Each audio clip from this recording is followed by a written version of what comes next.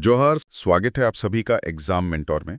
पिछले क्लास में हम लोग एसपीटी 1949 का अध्याय 1 से 3 समझे थे। आज अध्याय 4 और 5 करेंगे। और आज हम सिर्फ कानूनी धाराओं को पढ़ेंगे नहीं, बल्कि उनके पीछे छिपी सोच को, उस विजन को समझने की कोशिश करेंगे। बिल्कुल। हमारे पास स्रोत के तौर पर ये अधिनियम के दस्तावेज तो हैं ही, और हमारा मकसद है इन सूखे कानूनी शब्दों के पीछे छिपे असली मतलब को जानना। सही कहा। और ये दो अध्याय ये दो बहुत बड़ी समस्याओं को सुलझाने की कोशिश करते हैं। कौन सी दो समस्याएं? पहली, बंजर पड़ी जमीन का क्या हो, उसे सही तरीके से कैसे बांटा जाए, और दूसरी, लगान यानी रेंट की एक ऐसी व्यवस्था कैसे बने जो किसानों का शोषण ना करे। तो चलिए पहली कहानी से शुरू करते हैं, जमीन के बंटवारे की कहानी, यानी अध्याय 4। अध्याय 4 का शीर्षक है बंजर भूमियों तथा खाली जोतों की बंदोबस्ती।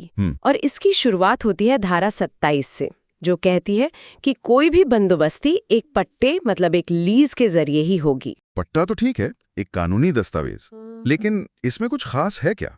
खास बात है इसकी प्रक्रिया में। कानून कहता है कि इस पट्टे की 4 प्रतियां बनेंगी। 4? हाँ, 4। एक उपायुक्त यानी डिप्टी कमिश्नर के पास, एक भूस्वामी के पास, एक ग्राम प्रधान के पास, और चौथी, सबसे जरूरी, वो मूल रैयत यानी किसान के पास। अच्छा। जरा सोचिए, 1949 में ये कितनी बड़ी बात थी। मतलब था कि अब कोई जुबानी लेन देन नहीं होगा। सब कुछ लिखित में। बिल्कुल। हर किसी के हाथ में एक पक्का सबूत होगा, जिससे बाद में कोई अपनी बात से मुकर न सके। ये पारदर्शिता लाने का पहला कदम था। ठीक है, तो ये सिर्फ एक कागज नहीं बल्कि एक भरोसे का सिस्टम बनाने की कोशिश थी। लेकिन सवाल ये है कि ये जमीन मिलेगी किसे? क्या जो पहले आएगा उसे मिल जाएगी? नहीं, यहीं पर धारा 28 इस कानून की आत्मा बनकर सामने आती है। ये कोई पहले आओ पहले पाओ वाली योजना नहीं थी। तो फिर क्या था? ये एक सामाजिक आर्थिक खाका था। कानून ने कुछ सिद्धांत तय किए। सबसे पहले देखा जाएगा कि रैयत की जरूरत कितनी है, और क्या वो जमीन को आबाद करने की क्षमता रखता भी है या नहीं। यानी सिर्फ जरूरत नहीं, काबिलियत भी देखी जाएगी। बिल्कुल। इसके बाद देखा जाएगा कि गांव की जनता का हित किस में है। गांव के जो भूमिहीन मजदूर हैं, उनकी जरूरतें क्या हैं, और क्या वो जमीन उस रैयत की पहले से मौजूद जमीन के पास है, ताकि वो आसानी से खेती कर सके। ये तो बहुत सोचा समझा तरीका लगता है। और सबसे जरूरी बात, प्राथमिकता उन भूमिहीन मजदूरों को दी जाएगी जो गांव के स्थायी निवासी हैं। ये जमीन को स्थानीय समुदाय के भीतर रखने की एक बहुत ही गहरी कोशिश थी। ये सुनने में तो एक बेहतरीन सामाजिक ढांचा लगता है, लेकिन क्या जमीनी स्तर पर इसमें भाई भतीजावाद की गुंजाइश नहीं थी? मतलब ग्राम प्रधान या जमींदार तो अपने पसंदीदा लोगों को जमीन दे सकते थे। बिल्कुल जायज है, और कानून बनाने वाले भी इस खतरे को समझते थे। तो उन्होंने क्या किया? इसीलिए उन्होंने एक सुरक्षा कवच बनाया, धारा 29। ये धारा साफ कहती है कि उपायुक्त यानी डीसी की लिखित मंजूरी के बिना कोई भी बंदोबस्ती नहीं की जा सकती। अच्छा, डीसी का कंट्रोल? हाँ, ग्राम प्रधान या भूस्वामी अपनी मर्जी से किसी को 1 इंच जमीन नहीं दे सकते। उन्हें डीसी को बताना होगा कि वो किसे और क्यों जमीन दे रहे हैं। ये एक तरह से चेक एंड बैलेंस सिस्टम था। समझ गया। मतलब ताकत को एक जगह जमा होने से रोका गया। अब एक और धारा है जो मुझे थोड़ी अजीब लगी, धारा 30, जो जोत के उपविभाजन यानी सब डिवीजन पर रोक लगाती है। अगर एक किसान के 2 बेटे हैं तो जमीन का बंटवारा तो स्वाभाविक है। ये नियम जमीनी हकीकत से थोड़ा दूर नहीं लगता? पहली नजर में ऐसा लग सकता है, लेकिन इसके पीछे एक बहुत गहरी आर्थिक सोच है। वो क्या? सोचिए, अगर 1 एकड़ जमीन 10 छोटे छोटे टुकड़ों में बंट जाए, तो क्या उस पर ट्रैक्टर चल पाएगा? क्या उस पर आधुनिक तरीके से खेती हो पाएगी? नहीं, मुश्किल होगा। वो जमीन अलाभकारी हो जाएगी। इस धारा का मकसद था कृषि भूमि को बहुत छोटे और अनइकोनॉमिक टुकड़ों में बंटने से रोकना। इसे फ्रैगमेंटेशन ऑफ लैंड की समस्या कहते हैं। उससे लड़ने का ये एक तरीका था। ठीक है, तो कानून ने तय कर दिया कि जमीन किससे और कैसे मिलेगी, और डीसी का कंट्रोल भी रख दिया। लेकिन क्या होगा अगर जमीन मिलने के बाद कोई उस पर कुछ करे ही नहीं, बस घेर कर बैठ जाए? यहीं पर धारा 33 की भूमिका आती है। ये जमीन को सिर्फ पार्क करके रखने वालों पर लगाम लगाती है। कैसे? यह एक यूज इट और लूज इट जैसा नियम है। अगर बंदोबस्त की गई बंजर भूमि पर 5 साल के भीतर खेती शुरू नहीं की गई, तो उपायुक्त उस बंदोबस्ती को रद्द कर सकते हैं। 5 साल का ही समय क्यों? क्योंकि ये सिर्फ जमीन की जमाखोरी को रोकना नहीं था, ये उस सामंती मानसिकता पर हमला था जहां जमींदार जमीन को ताकत और रुतबे का प्रतीक मानते थे, भले ही वो बंजर पड़ी रहे। ये तो बहुत गहरा मतलब है। 1949 में जब देश नया नया आजाद हुआ था, खाद्य सुरक्षा एक बहुत बड़ा मुद्दा था। ये धारा एक साफ संदेश देती है, जमीन उत्पादन के लिए है, सिर्फ कब्जा करने के लिए नहीं। ये तो बहुत बड़ा दृष्टिकोण है। अब तक हमने जिन नियमों की बात की वो व्यक्तिगत खेती की जमीन से जुड़े थे, लेकिन एक गांव सिर्फ खेतों से तो नहीं बनता। गांव की अपनी सामुदायिक जगहें भी होती हैं, उनका क्या? बिल्कुल, और यहाँ कानून का एक और खूबसूरत पहलू दिखता है। धारा 34 से लेकर 42 तक ये धाराएं सिर्फ व्यक्तिगत खेती के लिए जमीन नहीं दे रही, बल्कि ये पूरे गांव के इकोसिस्टम को बचाने की कोशिश कर रही हैं। इसे थोड़ा और खोलकर बताइए। देखिए, धारा 34 कहती है कि जाहिर थान, शमशान या कब्रिस्तान जैसी सामुदायिक भूमि का बंदोबस्त नहीं किया जा सकता। ये तो जरूरी है। फिर धारा 35 सिंचाई के जलाशयों को बंदोबस्त से बाहर रखती है। धारा 36 उन नालों या रास्तों को बचाती है जो गांव की सीमाओं से गुजरते हैं।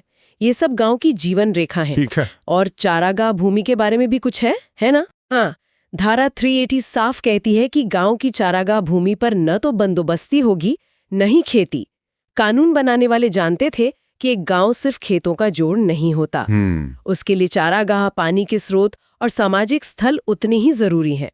अगर इन पर निजी कब्जा हो जाता तो गांव का सामाजिक और आर्थिक ताना बाना ही बिखर जाता। और इसी में धारा 41 पहाड़ियां गांवों की जमीन को किसी गैर पहाड़िया को बंदोबस्त करने से रोकती है। हाँ, ये एक तरह से आदिवासी भूमि अधिकारों की सुरक्षा का शुरुआती दस्तावेज भी है। वाह!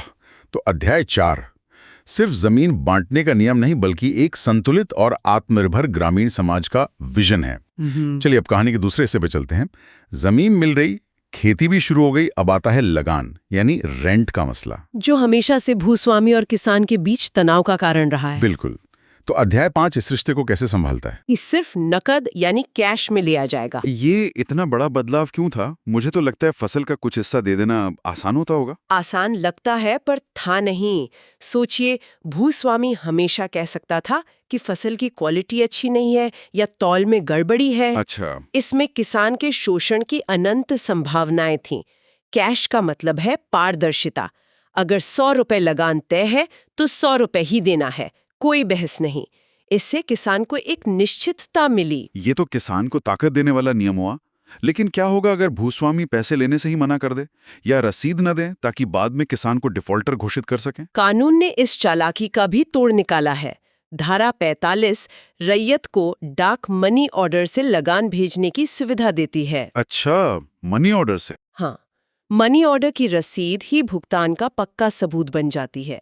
इसके साथ ही धारा 46 भूस्वामी के लिए हर रैयत के लगान का पूरा लेखा जोखा रखना अनिवार्य बनाती है और धारा 47 हर भुगतान के बाद रसीद देना जरूरी करती है। तो एक पूरा पेपर ट्रेल बन जाता है। बिल्कुल, एक ऐसा पेपर ट्रेल जो किसान को बचाता है। इसी अध्याय में एक और दिलचस्प चीज है, धारा 49, जो कहती है कि लगान जोत पर प्रथम प्रभार यानी फर्स्ट चार्ज होगा। ये सुनने में बहुत कानूनी लगता है। इसका मतलब क्या है? इसे ऐसे समझिए कि जमीन खुद एक कर्जदाता है। जमीन कर्जदाता है? एक तरह से किसान ने भले ही साहूकार से पैसे लिए हों या कोई और कर्ज हो, लेकिन जमीन का किराया सबसे पहले चुकाना होगा।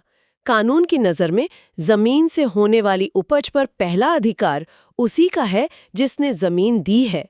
ये भूस्वामी को एक तरह की सिक्योरिटी देता है। तो ये भूस्वामी के हितों की रक्षा करता है। लेकिन क्या कानून ने किसानों के हितों का भी उतना ही ध्यान रखा? मान लीजिए बाढ़ आ गई या सूखा पड़ गया और फसल बर्बाद हो गई, तब क्या? नहीं, और यहीं पर इस कानून का मानवीय चेहरा सामने आता है। धारा 50 रैयत के लिए एक सुरक्षा कवच की तरह है। वो कैसे? यह 3 खास स्थितियों में लगान में कमी का प्रावधान करती है। पहला, अगर जमीन की मिट्टी बालू पड़ने से या किसी और प्राकृतिक कारण से स्थायी रूप से खराब हो जाए। दूसरा, अगर भूस्वामी सिंचाई का वादा पूरा ना कर पाए। और तीसरा? और तीसरा, अगर बाजार में मुख्य खाद्य फसलों का औसत भाव बहुत गिर जाए। ये तो बहुत ही न्याय संगत है। ये इस बात को स्वीकार करता है कि खेती एक जोखिम भरा काम है। बिल्कुल। इन स्थितियों में उपायुक्त लगान कम करने का आदेश दे सकते हैं और यह कमी तब तक लागू रहेगी जब तक हालात सुधर नहीं जाते। और कहानी का अंत सबसे जरूरी सवाल पर होता है।